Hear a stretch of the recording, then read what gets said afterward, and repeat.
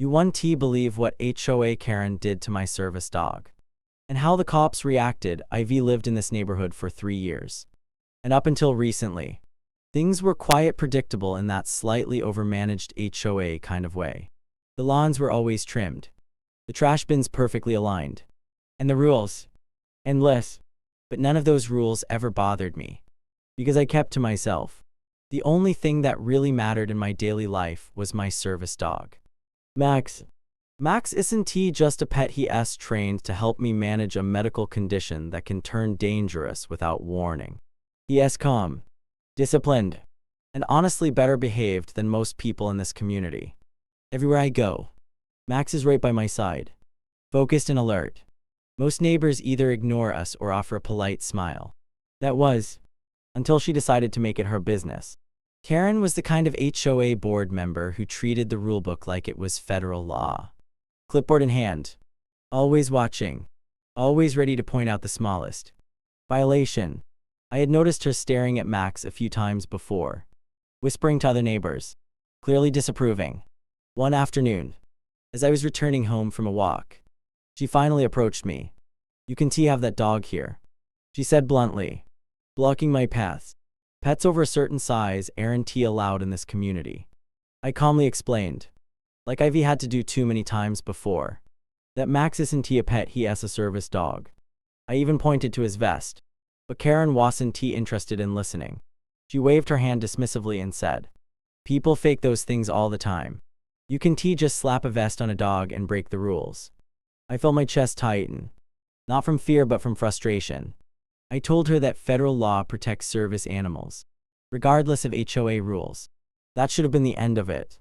For most reasonable people, it would have been. But Karen wasn't most people. Over the next few days, I noticed her watching us more closely, taking pictures, making calls. It was like she had decided I was her personal mission. I tried to ignore it, hoping she'd lose interest. But deep down, I had a bad feeling. Because when someone like Karen decides she's right, she doesn't stop at complaints. She escalates. And I had no idea just how far she was willing to go. A few days after our first confrontation, I hoped things had cooled down. I kept my head low, avoided unnecessary interactions, and stuck to my routine. Max and I went on our usual walk through the neighborhood park that afternoon. The same path we'd taken dozens of times before. Everything felt normal until it suddenly wasn't. I noticed Karen before I heard her. She was standing near the walkway, arms crossed, watching us like she'd been waiting. My stomach dropped, but I told myself to stay calm and just walk past. Max remained focused, guiding me steadily like he always does. We were just a few steps away from getting by her when she suddenly stepped directly in front of us. "You're not walking that dog here anymore," she snapped, her voice loud enough to turn heads. A couple of neighbors nearby slowed down, sensing the tension. I tried to keep my voice steady. "Please move. I don't want any trouble." But Karen wasn't interested in avoiding trouble, she was looking for it. Before I could react, she reached out and grabbed Max's leash with a sharp yank. Everything happened so fast. Max immediately shifted into alert mode. Not aggressive, but protective, his training kicking in as he positioned himself between me and her. "See, he's dangerous," she shouted, tightening her grip like she was proving a point. "Let go of the leash," I said firmly, my heart pounding. "You're interfering with a service animal. That's not legal." Instead of backing off, she pulled again, trying to drag him away from me. That's when people really started to notice. Someone gasped. Another neighbor pulled out their phone. The situation had escalated from uncomfortable to completely out of control in seconds. Max didn't bite or bark, he just held his ground, exactly as he was trained to do. But Karen twisted the moment to fit her narrative, raising her voice even louder. "This dog is out of control. I am protecting the community. You're harassing me." I shot back, trying to keep my composure while reaching for my phone. "I am calling the police." That's when things shifted. You could feel it in the air. The crowd, the cameras, the tension, it all turned against her in that moment. But Karen still didn't let go. If anything, she doubled down, convinced she was in the right. What she didn't realize was that she had just crossed a line that wasn't just about HOA rules anymore. This time, it wasn't going to end with a warning. The moment I said I was calling the police, Karen let out a sharp, almost mocking laugh like I had just made an empty threat. She still had a tight grip on Max's leash, her knuckles white with tension, as if she truly believed she was enforcing something important. To her, this was about rules. To me, it had already gone far beyond that. My hands were shaking slightly as I pulled out my phone, but my voice stayed steady when I dialed 911. I explained the situation. Clearly someone was interfering with my service dog, refusing to let go, and escalating the situation in public. The dispatcher's tone immediately shifted to serious, asking for my location and telling me officers were on the way.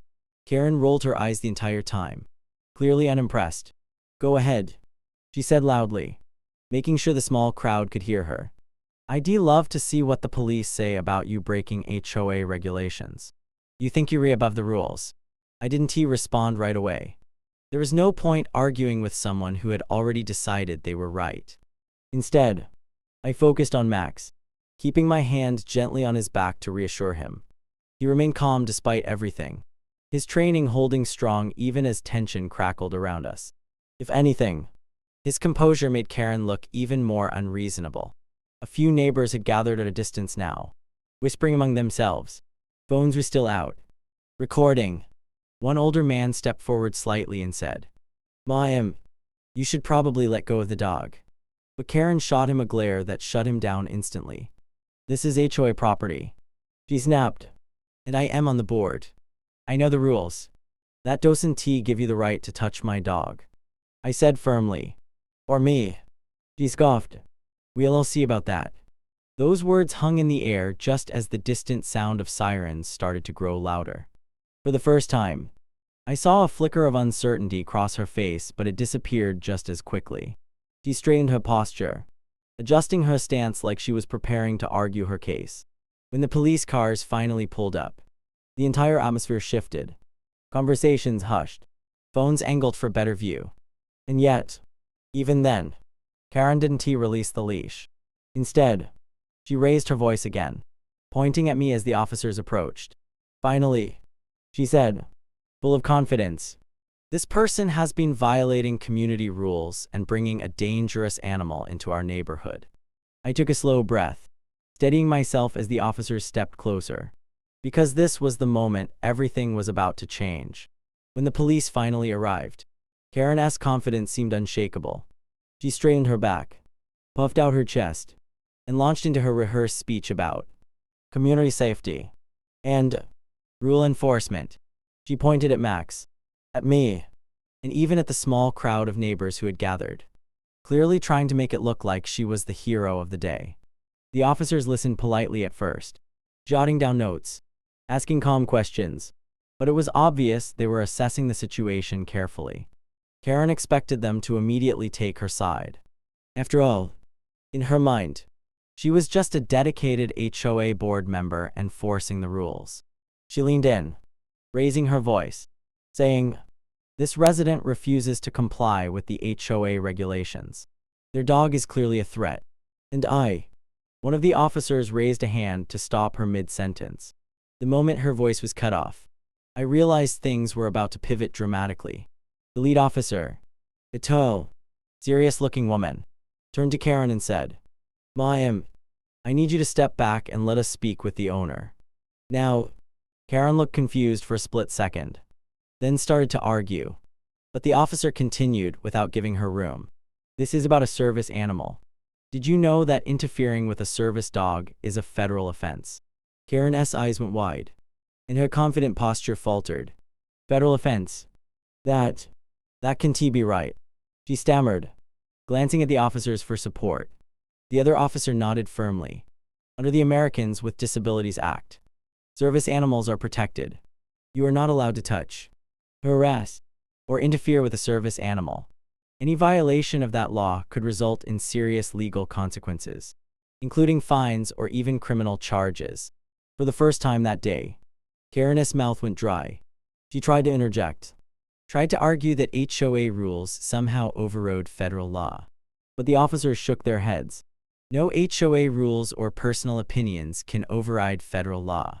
You physically grabbed a protected service animal. That is a crime. The small crowd around us gasped, whispering to each other. Karen's usual smirk vanished. She looked around, realizing for the first time that she had miscalculated, that her sense of authority had limits, and that those limits were enforced by law, not HOA pamphlets. I felt a mixture of relief and disbelief. All the harassment, the stares, the constant interference, it had built up into this moment where the law clearly sided with me. Karen tried to maintain control, but it was over. The officers calmly instructed her to step back and warned her not to touch me or Max again. In that moment, the power dynamic shifted completely. Karen wasn't in charge anymore. The HOA wasn't the authority she thought it was. And federal law had finally reminded everyone that some rules can be twisted to suit a person's ego. Karen's confidence had crumbled in the seconds after the officers explained the federal protections for service animals.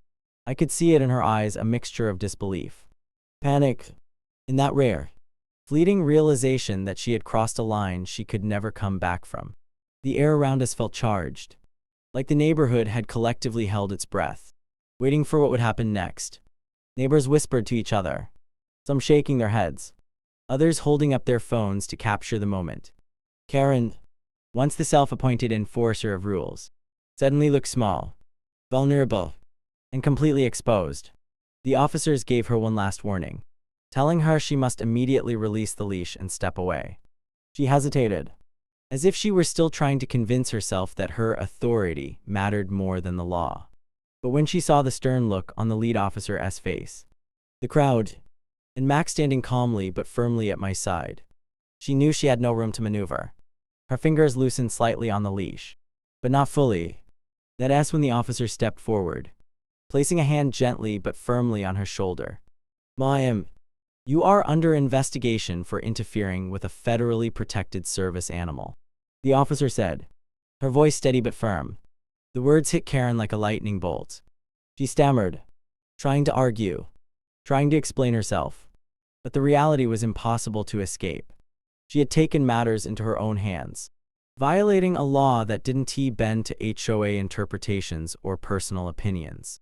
The leash, the public confrontation, all of it, the evidence was right there, captured on neighbors, phones, and in the officers' reports. As the handcuffs went on, Karen's face went pale. There was no smirk, no defiance, just shock and the dawning realization that her actions could carry serious legal consequences. Neighbors watched silently, some shaking their heads, some muttering about finally seeing justice. It was surreal to think that someone who had spent so much time policing the neighborhood would end up restrained in front of the very community she had tried to dominate. For me, relief washed over me in waves. Max nudged my hand gently, as if acknowledging that the nightmare was over. The officers confirmed that she would have to answer to federal authorities for her harassment. It wasn't just a slap on the wrist. She could face fines, mandatory counseling, or even criminal charges depending on how the investigation unfolded. The incident became a quiet but powerful reminder for everyone watching. No amount of HOA authority, no sense of personal superiority, can override the law. Karen had learned it the hard way, and the neighborhood would never forget the day that harassment turned into handcuffs, and the balance of power shifted irreversibly.